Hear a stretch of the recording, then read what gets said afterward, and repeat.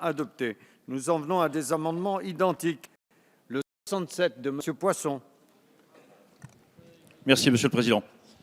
Je vais reprendre à Madame Bateau, si elle me le permet, la dernière partie de son développement pour partager avec elle cet avis que sur un tel sujet, nous sommes à l'évidence au cœur de la question de la protection de la nation, même si par ailleurs, l'amendement que j'ai l'honneur de défendre avec mes collègues ici ne porte pas exactement ni sur l'état d'urgence, ni sur la déchéance de nationalité.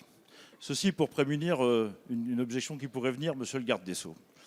Nous proposons que la Constitution de la France rappelle que ses racines sont chrétiennes. Je voudrais m'en expliquer ici.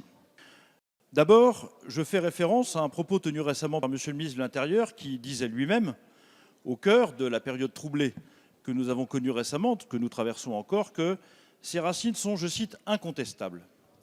Deuxièmement, je veux faire remarquer que les trois mots qui composent notre devise républicaine, liberté, égalité, fraternité, s'ils ne sont pas entrés dans l'histoire des idées après l'avènement du christianisme, en revanche, ont connu une portée universelle avec l'avènement du christianisme dans l'histoire, et même la laïcité à laquelle il a été fait référence il y a quelques instants est un concept dont l'origine n'est absolument pas discutable.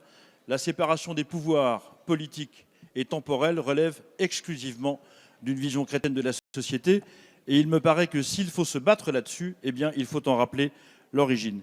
Et à un moment où notre mode de vie est si violemment remis en cause, en particulier sur la liberté d'avoir une religion ou de ne pas en avoir, en particulier sur la séparation du pouvoir politique et du pouvoir religieux, en particulier sur les questions d'égalité des hommes et des femmes, en particulier sur les relations entre les différentes communautés, sur le fait que certains ont une vision de la communauté des hommes restrictive à un partage à caractère spirituel, alors que nous ne connaissons, nous, selon la Constitution, qu'une seule République. Eh bien, il me semble que la dimension universelle des trois mots de notre devise doit être rappelée en inscrivant cette phrase à l'article 1er de notre Constitution. Merci. Avis de la Commission.